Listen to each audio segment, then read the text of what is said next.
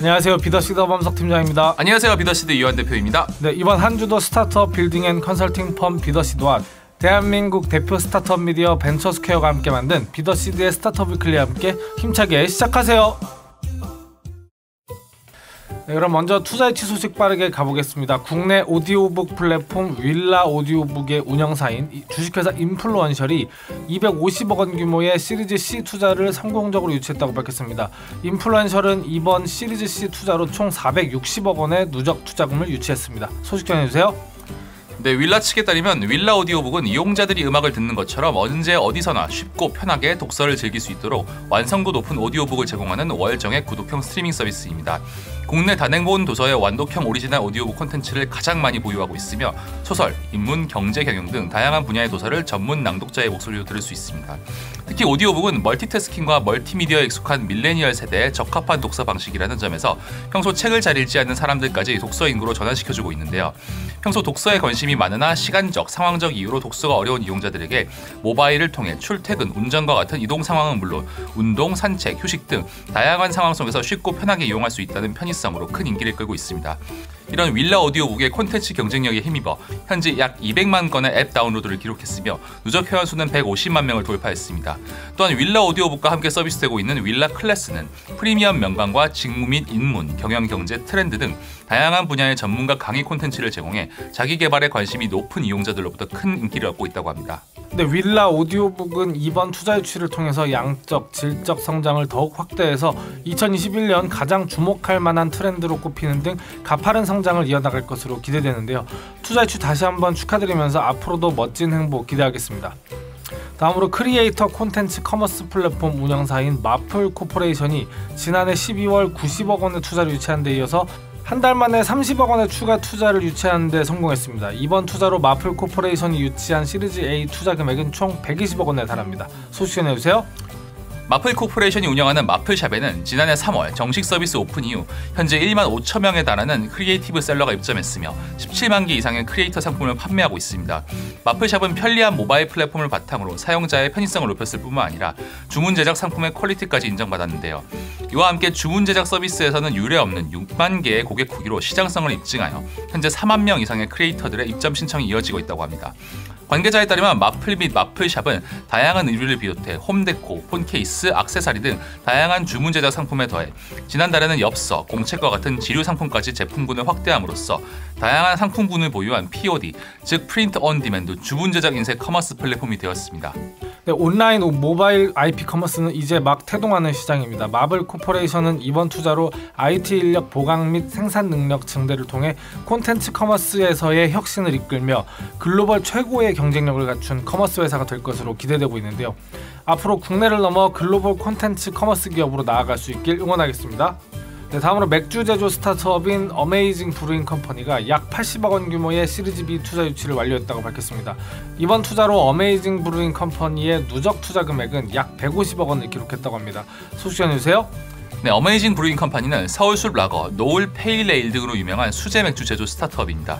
관계자에 따르면 2016년 성수동에 위치한 브루어리에서 시작한 어메이징 브루잉 컴퍼니는 맥주 제조 스타트업으로서는 드물게 오프라인 매장과 맥주 유통 채널을 동시에 확보하고 있는데요. 다양성을 중요시하는 영미식 에일 맥주로 업계에서의 영향력을 넓혀가고 있습니다. 어메이징 브루잉 컴퍼니는 이번 투자 유치를 바탕으로 2019년 이천에 준공한 제1 브루어리를 증설하고 최신형 캠프장 설비를 도입할 계획인데요. 또 어메이징 브루잉 컴퍼니는 이천 부진에 제2 브루어리 신설을 시작해 2022년까지 연간 650만 리터 규모의 생산량을 확보할 계획을 밝히기도 했습니다.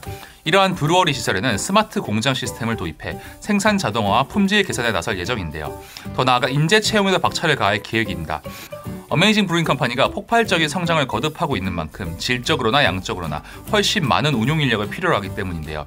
한국의 술을 더 맛있게, 더 다양하게, 더 지속 가능하게 라는 모토 아래 한국을 대표하는 세계적인 술 브랜드를 만들고자 현재 마케팅과 브랜딩 부분 및 디자인 부분에서 인력을 채용 중에 있다고 합니다. 네, 최근 코로나로 인한 혼술 문화의 발전과 주류업계 규제 완화로 국내 수제 맥주 시장은 급성장하고 있는 추세입니다. 기술 집약적 스타트업에 집중하던 투자사들이 어메이징에 투자를 유치한 것은 이들 투자사들이 수제 맥주 시장에서 어메이징의 잠재력을 높게 평가한 것으로 해석되고 있는데요. 이번 투자를 통해서 대기업이 점유하고 있는 맥주 시장에 의미 있는 행보를 계속 이어나갈 수 있기를 응원하겠습니다. 네, 다음 코너는 한 주간의 스타트업 뉴스를 통해 시장 트렌드에 대해 간단하게 알아보는 마켓 위클리입니다. 온라인 실시간 방송을 통해 상품을 판매하는 라이브 커머스가 유통업계의 새 성장 동력으로 부상하면서 전통적인 오프라인 유통업체들과 이커머스, IT 플랫폼 기업까지 각축전을 벌이고 있습니다. 영상에 친숙한 세대인 MZ세대가 주 소비층으로 떠올랐고 신종 코로나 바이러스 감염증으로 비대면 소비 트렌드가 강화하면서 라이브 커머스 시장의 성장세가 더욱 뚜렷해질 전망입니다. 관련 업계에 따르면 지난해 국내 라이브 커머스 시장은 약 3조 원 규모에 거의 근접한 것으로 추정됩니다. 국내 온라인 쇼핑 거래액이 연간 150조 원 규모를 형성하고 있다는 점과 비교하면 아직 미미하지만 향후 높은 성장세가 기대되는 분야입니다. 증권업계에서는 라이브 커머스 시장이 2023년 8조 원 규모로 성장할 것으로 내다보고 있는데요. 전문기관에 따르면 이미 라이브 커머스 시장이 발달한 중국의 침투율에 기반해 보수적으로 추정했을 때 국내 라이브 커머스 시장 규모는 약 8조 원 규모로 성장할 것으로 추정된다고 하는데요. 이 수치가 보수적으로 추정된 만큼 더 높은 성장세도 가능하다는 전망입니다. 그렇다면 어떤 요인들이 라이브 커머스 시장을 성장시키고 있는 걸까요? 네, 라이브 커머스의 인기 요인은 무엇보다 쌍방향 소통이 가능하다는 점입니다. 라이브 커머스는 TV 홈쇼핑과 유사하지만 소통이 이루어진다는 점이 다른데요. 기존의 TV 홈쇼핑은 쇼핑 호스트가 정해진 대본에 따라 물건을 판매하고 소비자는 이를 구매하는 일방향 소통만 이루어졌다면 라이브 커머스는 채팅을 통해 고객들이 궁금한 것을 직접 물어보고 실시간 답변을 받을 수 있다는 점이 다릅니다. 오프라인 유통 채널에서의 쇼핑 경험의 장점을 온라인에 일부 의식한 셈인데요. 또 판매자 입장에서 오프라인 유통 채널이나 TV 홈쇼핑에 입장하는 수수료보다 라이브 커머스 판매 수수료가 낮다는 점도 장점입니다. 인터넷을 통한 확산성이 높고 구매 전환율도 높은 것으로 알려져 있는데요. 라이브 커머스 시장은 아직 블루오션으로 특정 선도 기업을 꼽기는 어려우나 네이버와 카카오 등 IT 플랫폼 기업들이 빠르게 치고 나가고 있습니다. 네이버는 지난해 7월 라이브 커머스 네이버 쇼핑 라이브의 정식 서비스를 시작했고 카카오는 지난해 5월 카카오 쇼핑 라이브의 베타 서비스를 시작한 후 10월부터 정식 서비스를 오픈했습니다. 이미 유통업체들은 빠른 경우 2017년부터 라이브 커머스 서비스를 선보여왔으나 네이버와 카카오는 검색 포털 사이트와 메신저라는 강력한 유입 경로를 바탕으로 라이브 커머스 시장에 더 빠르게 안착했습니다. 네이버 쇼핑 라이브는 론칭 3개월 만인 지난해 10월 누적 시청 횟수 3천만회, 12월에 4,500만회를 달성한 데 이어 한 달여 만인 이달 누적 시청 1억 회를 돌파했습니다. 누적 구매자 수도 이달 약 100만 명에 도달했는데요. 서비스 초창기와 비교하면 판매자 수는 7배 늘었고 누적 라이브 콘텐츠 수는 2만 건을 넘겼습니다. 네이버는 원하는 사람이라면 누구나 쇼핑 방송을 할 수 있는 개방형 플랫폼으로 라이브 커머스를 운영하며 거래액의 3%를 수수료를 받고 있습니다. 카카오 커머스가 운영하는 카카오 쇼핑 라이브는 누적 시청 횟수가 베타 서비스 론칭 후 반년 만인 지난해 11월 20일 1,000만 회를 넘어선 데 이어 51년 만인 지난 13일 기준 2,000만 회를 넘어섰습니다. 지난 1,000만 회 돌파 당시 총 방송 횟수는 85회, 평균 시청 횟수는 11만 회였으나 2,000만 회를 돌파한 현재는 총 방송 횟수 140회, 평균 시청 횟수 14만으로 급등했는데요. 거래액 역시 12월 기준 5월 베타 서비스 대비 38배, 정식 오픈 달인 10월 대비 2배 증가한 것으로 나타났습니다. 네, 전통적인 오프라인 유통업체들도 라이브 커머스를 속속 도입하고 있습니다.